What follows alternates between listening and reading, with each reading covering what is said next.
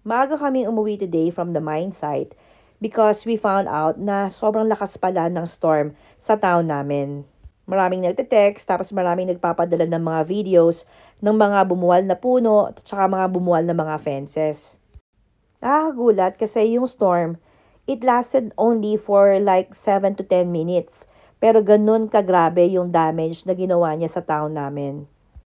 Ito na yung street namin. So makikita niyo yung mga puno na mga nakabuwal. Actually, na-clear na to kasi kanina daw sabi ng asawa ko, yung mga puno, mga nakaharang sa kalsada, kaya hindi ito madadaanan. So ngayon, okay na siya, na-clear na siya. Tsaka nakikita nyo na maaraw na. Ganun ka-weird kasi pag umulan siya, sobrang lakas ng ulan, sobrang lakas ng hangin, and then after a few minutes lang, aaraw na agad.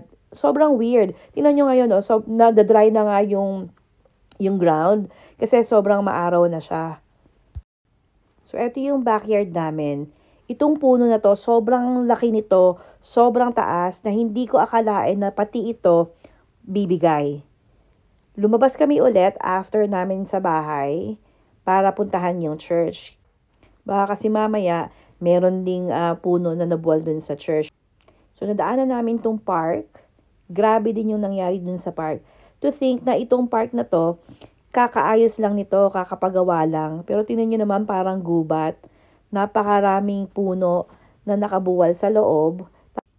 Tapos may ibang mga panels na fence na nakabuwal din. Ito naman yung high school. Nakikita nyo yung bubong, nakatuklap yung bubong.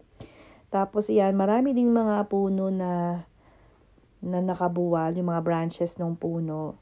Na-clear na yung iba dyan. So, ayan, panay ang daan ng mga fire trucks, ng mga SES. Majority sa mga houses, meron talagang damage. It's either nabuwal yung fence nila or nabagsakan yung roof nila, nabagsakan yung garage nila ng malaking puno, or mismo yung puno bumagsak dun sa swimming pool. Alam mo yun, sobrang malaki talagang perwisyo. Sa 13 years na pagtira namin dito, ngayon lang talaga namin na-experience tong ganito kagrabing storm. Actually ako, wala akong kaalam-alam na ganito na pala yung nangyayari. Kasi dun sa mine site, although umuulan siya, malakas ang hangin, malakas ang ulan, pero pahinto-hinto, bumubugso lang yung ulan, tapos hihinto na ulit, umaaraw, tapos uulan ulit, aaraw. So parang normal lang.